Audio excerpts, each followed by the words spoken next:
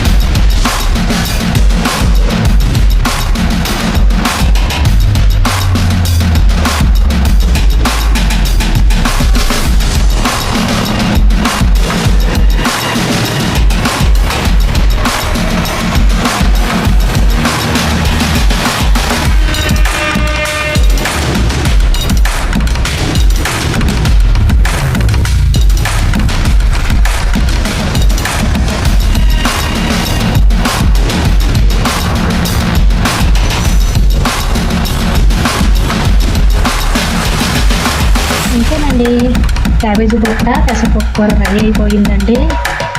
ఇది మీరు ఇలాగే వండుకొని తినండి. దీని టేస్ట్ మీకు ఎలా అనిపించిందో నాకు కామెంట్ చేయండి, లైక్ చేయండి, షేర్ చేయండి, నా ఛానల్ని సబ్స్క్రైబ్ చేసుకోండి. మళ్ళీ కొత్త వంటతో మళ్ళీ కలుసుకుందాం. బాయ్.